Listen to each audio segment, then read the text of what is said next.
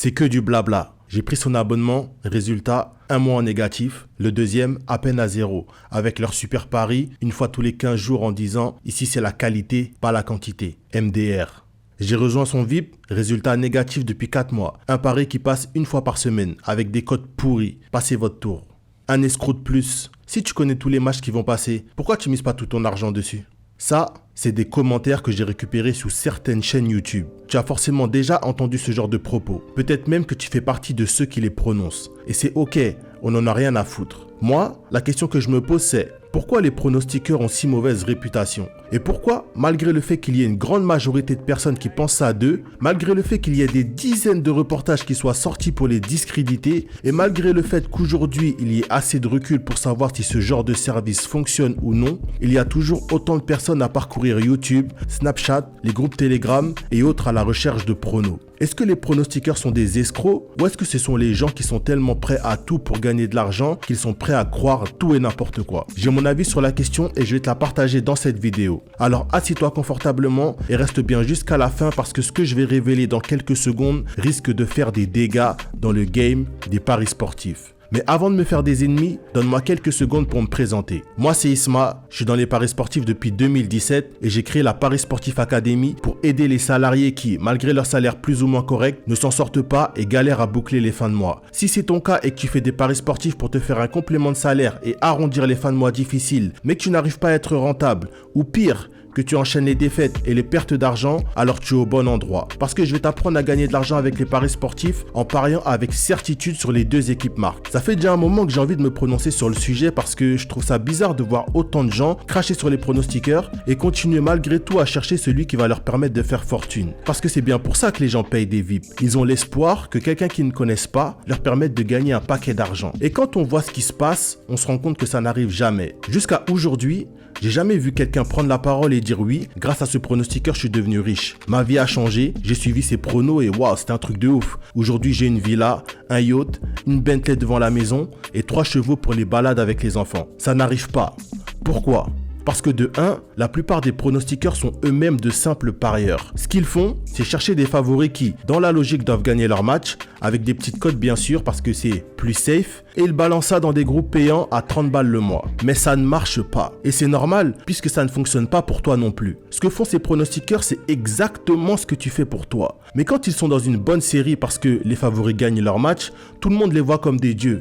Ah, lui c'est le boss, il a fait 4 victoires de suite, faut le suivre. Mais à partir du moment où la roue tourne et que les favoris ne répondent plus présents, ah il est nul, la chance du gars est passée, il faut que je trouve quelqu'un d'autre à suivre. Et ça à cause d'une seule chose que je vais te révéler dans un instant. Je vais même te dire comment en finir avec ça et comment arrêter de toujours courir après le prochain mec à la mode. Ensuite, la deuxième raison pour laquelle personne ne fait fortune en suivant les pronostiqueurs, c'est parce qu'ils ne le font pas assez longtemps. Le problème, c'est qu'il y a beaucoup de rêveurs qui s'imaginent faire un paquet d'argent dans un court laps de temps. Et c'est la raison principale pour laquelle ils payent des abonnements. Ils se sont convaincus que les pronostiqueurs vont pouvoir changer leur réalité en 15 jours. Pourquoi ?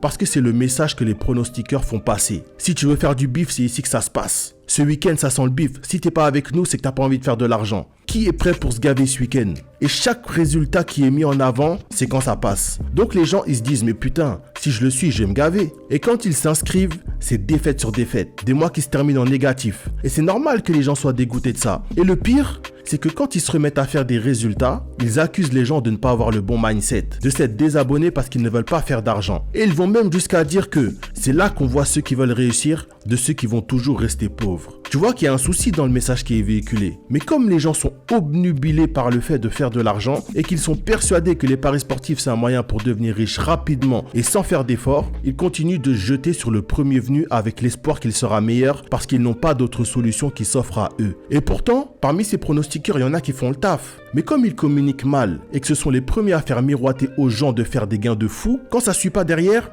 ils passent pour des guignols. Et de ce que je vois, c'est que rien de tout ça ne fait vraiment avancer le truc. Parce que d'un côté, il y a un vrai potentiel de faire de l'argent avec les paris sportifs. De l'autre côté, il y a des gens qui veulent vendre leurs services et qui, pour le faire, se servent du désespoir que les gens ont de faire de l'argent en ayant des discours qu'ils ne peuvent même pas assumer. Et au milieu, tu as les gens qui sont prêts à tout pour faire de l'argent et même à croire des choses qui n'ont aucun sens. Maintenant, prenons un peu de hauteur sur tout ça et voyons ce qui est vraiment possible et ce que tu peux faire pour avoir des résultats durables. Déjà, Le premier truc, c'est de te sortir de la tête le fait que tu vas faire le million la semaine prochaine. Ma vision des paris sportifs, c'est que c'est de l'investissement. Et comme tout investissement, c'est sur le long terme que tu vas en tirer des bénéfices. Aujourd'hui, il y a un truc que j'arrive pas à expliquer, c'est que quand il s'agit de mettre son argent à la banque et de le laisser à 2%, 3% par an, tout le monde est OK avec ça. Ça ne dérange personne de mettre 10 000 € à la banque et d'attendre un an pour en gagner 200. Mais quand ça parle de paris sportifs, les gens perdent la raison.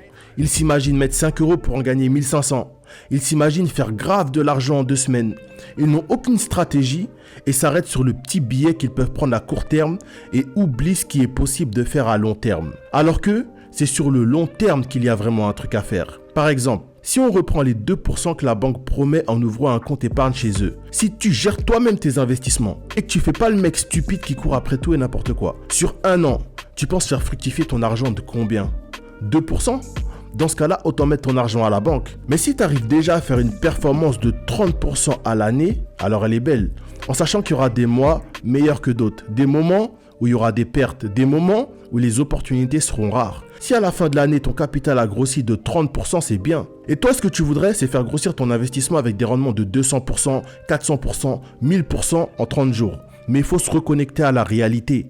Ça n'existe pas. Il faut sortir de cette mentalité de je vais gagner de l'argent tout de suite et voir ce qui est vraiment réalisable sur le long terme. Et si la majorité des gens pensaient comme ça, ils ne seraient pas à voir avec des mecs qui leur promettent de se gaver parce que ça n'existe pas. Est-ce que tu peux faire un gros coup une fois comme ça? Oui, c'est possible.